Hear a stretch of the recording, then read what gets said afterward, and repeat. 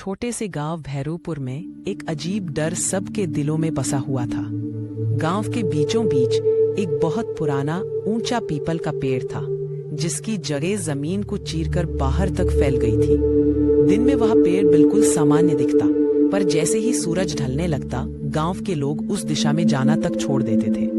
कहते हैं कि उस पेड़ के नीचे जाने वाले बच्चे कभी लौटे नहीं।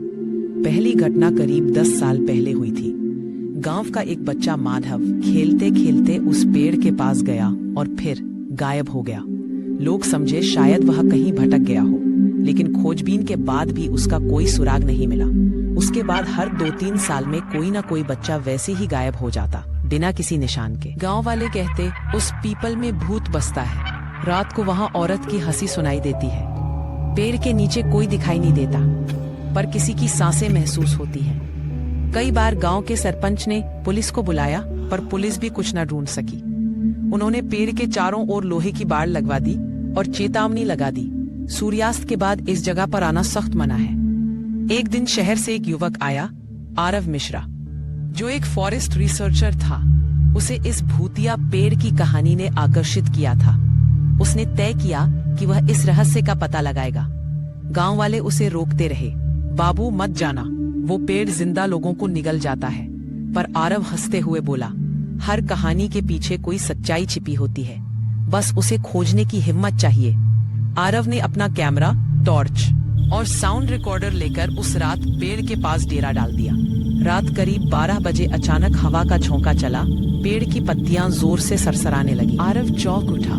उसने टॉर्च उस दिशा में घुमाई तो पेड़ की जड़ों के पास जमीन हल्की सी धंसी हुई दिखाई, जैसे नीचे कोई सुरंग हो। अगले दिन उसने कुछ ग्रामीणों की मदद से खुदाई शुरू की। जमीन के अंदर एक पुरानी पत्थर की सीढ़ी मिली जो नीचे की ओर जा रही थी। सब डर से पीछे हट गए, पर आरव अकेले ही नीचे उतर गया। नीचे पहुंचते ही उसे ठंडी हवा का झोंका लगा।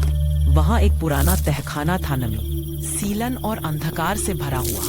दीवारों पर पुराने संस्कृत के मंत्र लिखे थे और बीच में मिट्टी के कई छोटे बक्से रखे थे।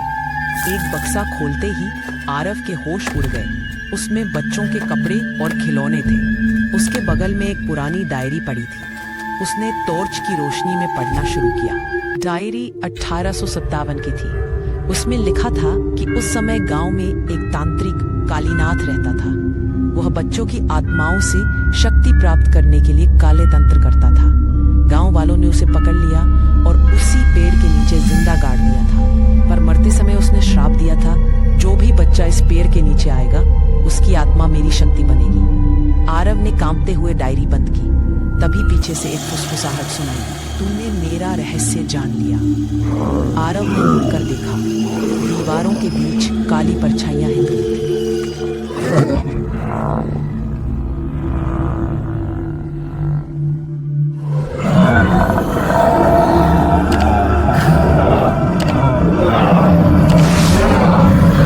उसने भागकर ऊपर की ओर दौड़ लगाई।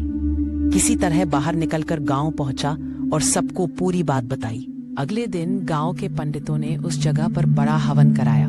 पवित्र अग्नि की धूप और मंत्रों की गूंज से वातावरण बदल गया।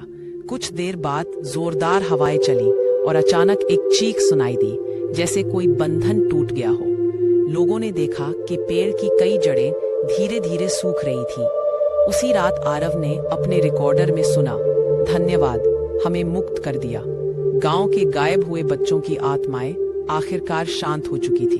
कुछ महीनों बाद गांव में बच्चे फिर से खुलकर खेलने लगे। वह जगह अब एक छोटा मंदिर बन चुकी थी। गांव वालों ने आरव को रक्षक बाबू का नाम दिया। आरव जब आखिरी बार उस पेड़ के पास खड़ा हुआ, उसने देखा अब वह पीपल हरा भरा था। हवा में बस पत्तियों की मीठी सरसराहट थी और दूर से बच्चों की हंसी सुनाई दे रही थी। कभी कभी डर किसी भूत में नहीं, बल्कि अधूरे न्याय में छिपा होता है। दोस्तों, अगर आपको ये कहानी अच्छी लगी हो तो वीडियो को लाइक करना ना भूलें और चैनल को सब्सक्राइब जरूर करें, ताकि मिलती रहे ऐसी ही दिल छू लेने वाली कहानियां। तो फिर मिलते हैं एक नई कहानी, एक नई सीख के साथ। तब तक के लिए स्वस्थ रहिए, तंदुरुस्त रहिए और मुस्कुराते रहिए।